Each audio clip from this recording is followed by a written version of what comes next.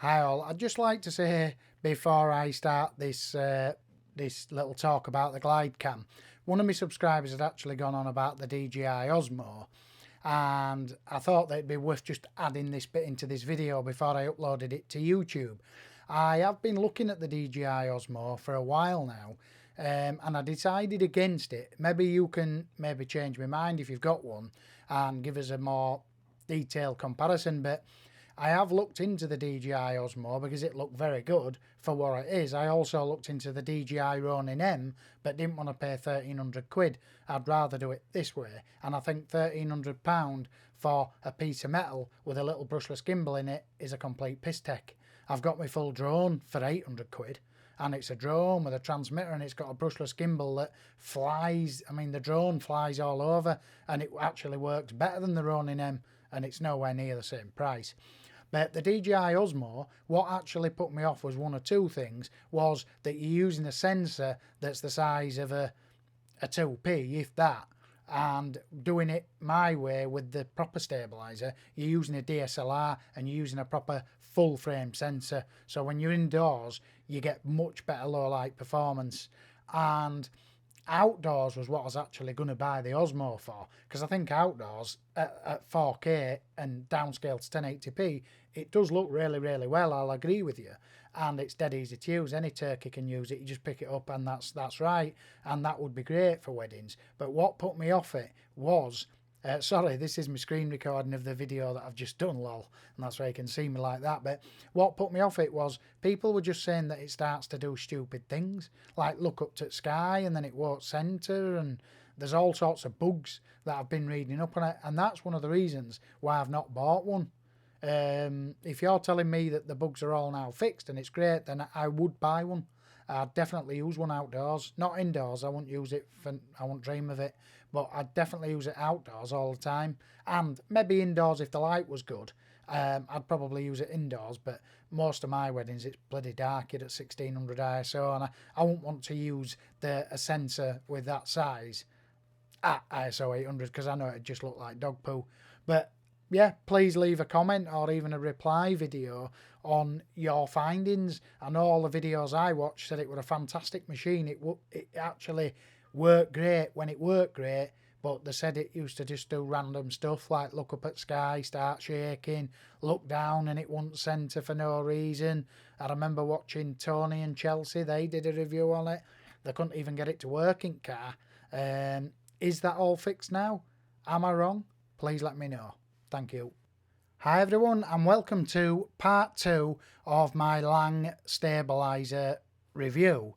Basically, this is just going to be a few minutes rambling on the glide cam itself and my camera settings. Now, I will say before I go any further that I researched the glide cams for quite a while before I purchased the Laing stabilizer, and I did actually come to the conclusion, as well as a lot of other people, that the Laing was actually better or equally to the HD 4000, HD 2000, which are twice its price.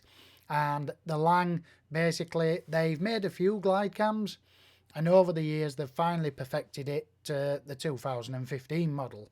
And I've got to say that it's got all the adjustments, it's got the locked sled, it's got everything going for it, and it's got one of the smoothest gimbals I've ever felt in my life.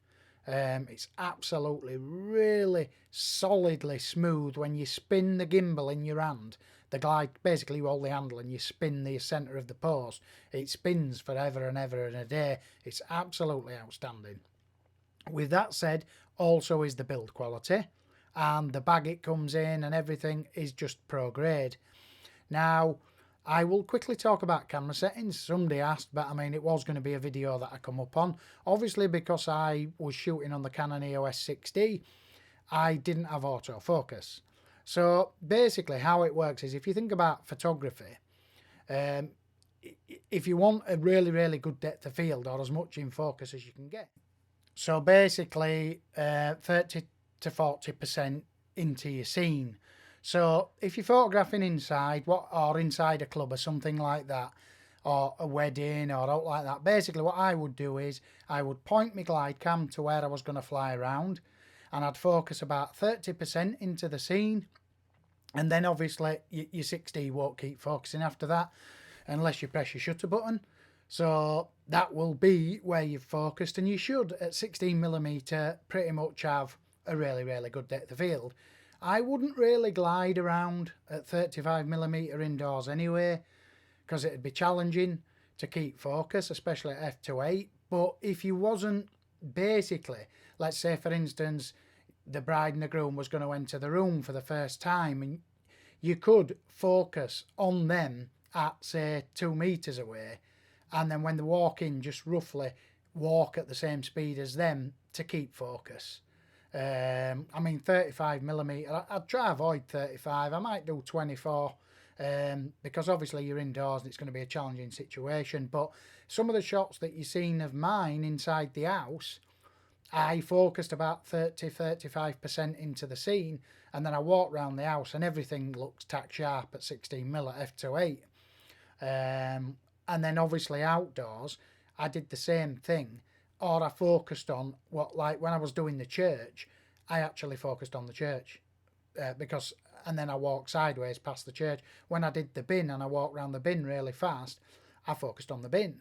30 to 40% is just if you like one, let's say the audience or the big crowd was outside the church, and loads of people were stood in grounds, you could just focus from, I don't know, 30% into the scene and then just walk round at f8 and everything's going to be tack sharp in focus. And if you actually watch the video, you will notice that inside the house was tack sharp, but when I got to the church it was even sharper, because obviously it would have been, I can't remember my camera settings there, but there will have been ISO 100 obviously, f11, f16 or something like that, and obviously the lens is absolutely, I use the Canon 16-35 version 2L, so it's a really tack sharp lens.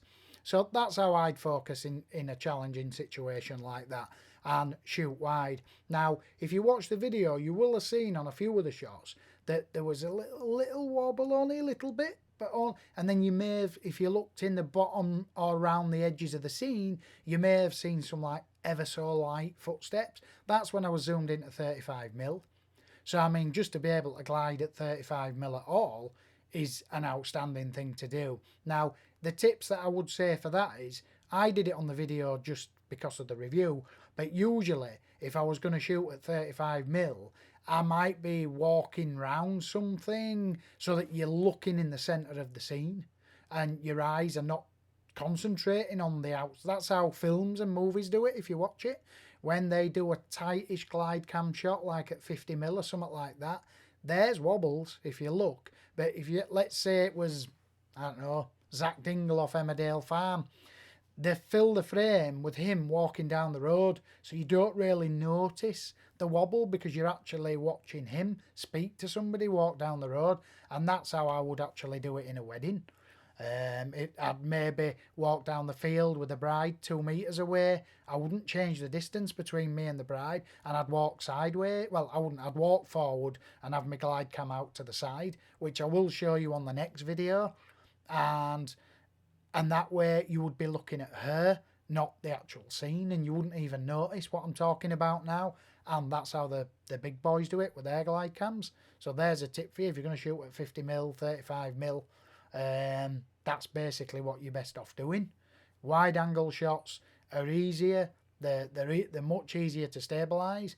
When you're flying the glide cam, like I said in the video, I said touch it like it's hot. Now we'll actually do a proper video on half of these things I'm talking about in the field, but that's one of the best tips that I can give you, because if you hold the glide cam, like some people tell you to actually hold it with 3 fingers at the top, but when you do that, when you're walking as well and you're concentrating, trying to coordinate 2 hands, you tend to grab it more, and then you notice wobble and stuff in your shots anyway. I would say when you can, don't even touch the glide cam.